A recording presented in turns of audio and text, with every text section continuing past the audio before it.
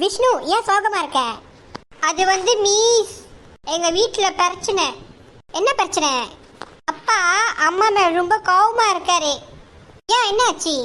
எங்க அம்மா எங்க வீட்டில் எந்த நகை வாங்கினாலும் சரி, அப்புறம் வெள்ளி வாங்கினாலும் சரி, பாத்திரம் வாங்கினாலும் சரி, எல்லாத்தையும் வந்து அலமாரியில் பூட்டி தான் வைப்பாங்க எங்க அம்மா. எங்க அப்பா போய் எங்க அம்மா அலமாரியை திறந்துட்டாரு. அதனால எங்க அம்மா அப்பாவை சாத்திட்டாங்க. அதனால அப்பா ரொம்ப கோவமா இருக்காரு. என்னது? ஏன் அப்பா அம்மாக்கு தெரியாம அப்பா போய் பீரோ திறந்தாரு? அதான் உங்க அம்மா சாத்திட்டாங்க. அம்மா எதுல சாத்தினாங்க? கூட்டு மாத்திலையா இல்ல பைப்லையா? மீஸ் நீங்க டபுள் மீனா புரிஞ்சிருக்கீங்க மீஸ். சாத்துறது வந்து எங்க அப்பாவை அடிக்கிறது இல்ல, எங்க அம்மா பீரோவை சாத்திட்டாங்க. எங்க அப்பா பீரோ திறக்கிறதுக்குள்ள எங்க அம்மா பீரோ மறுபடியும் சாத்திட்டாங்க.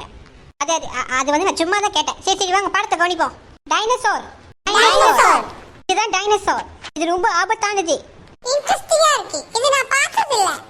எங்க அம்மா சொல்லிருக்காங்க அது வந்து டைனோசர்னா முன்ன ஒரு காலத்துல இருந்துச்சாமி, அதெல்லாம் அழிஞ்சு போச்சு சொல்லிருக்காங்க. ஆமா பின்னி, நீ சொல்றது உண்மைதான். டைனோசர்வி நிறைய விதமான டைனோசர் இருக்கு.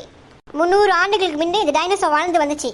அது வந்து ஒரு கட்டத்தில் வந்து பூமி அழிகிற நேரத்தில் அது வந்து அங்கே போய் அழிஞ்சனால ஸோ எல்லா டைனோசரும் அழிஞ்சிருச்சு. ஒரு டைனோசர் ஆபத்தாக இருக்கும், ஒரு டைனோசர் ஆபத்து இல்லாத டைனோசராக இருக்கும். அது எப்படி நீங்கள் அப்படி சொல்கிறீங்க ஆபத்து இல்லாமல் இருக்குன்னு? இந்த டைனோசர் தான் வந்து பிளானட் ஹிட் பண்ணும். ஸோ சைரு வகைக்கு தான் சாப்பிடும். ஆனால் இந்த டைனோசர் வந்து ஆபத்து இல்லாத டைனோசர். பக்கத்தில் போனால் ஒன்றும் செய்யாது.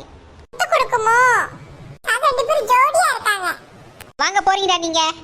இந்த டைனோசர் ரொம்ப ஆபத்தானது. இதுதான் வந்து மிருகத்தெல்லாம் சாப்பிடுது. நம்ம போனால் கூட கடிச்சு சாப்பிட்றோம். நான் டைனோசர் பற்றி நிறைய சர்ச் பண்ண போகிறேன். ஓகே, நல்ல விஷயம் தான். கிளாஸ் முடிஞ்சிச்சு.